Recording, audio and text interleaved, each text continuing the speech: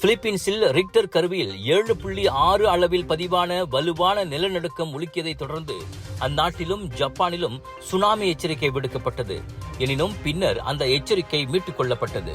பிலிப்பீன்ஸில் கிழக்கு பகுதியான மிண்டானாவ் தீவில் நேற்றிரவு மணி 10:37 அளவில் சக்தி வாய்ந்த நிலநடுக்கம் ஏற்பட்டதாக அமெரிக்க நிலவியல் ஆய்வு மையம் தெரிவித்தது. 63 கிலோமீட்டர் ஆழத்தில் நிலநடுக்கம் ஏற்பட்டதாகவும் இதனால் மின் விநியோக பாதிப்பு ஏற்பட்டதாகவும் அறிவிக்கப்பட்டது. நிலநடுக்கத்தை தொடர்ந்து பிலிப்பீன்ஸின் தென்பகுதியில் உள்ள புத்வான் சிட்டியில் உள்ள மேனுவல் ஜே சாந்தோஸ் மருத்துவமனையில் நேற்றிரவு நோயாளிகளும் வெளியேற்றப்பட்டனர். எனினும் சேதங்கள் குறித்த உடனடி அறிக்கை எதுவும் வெளியிடப்படவில்லை. சட்டிச்சோறு, திருவிழா சாப்பாடு, ரொட்டி சாணை, ஆட்டுக்கறி என விதவிதமான உணவுகளை ருசிக்க வேண்டுமா? வாருங்கள்.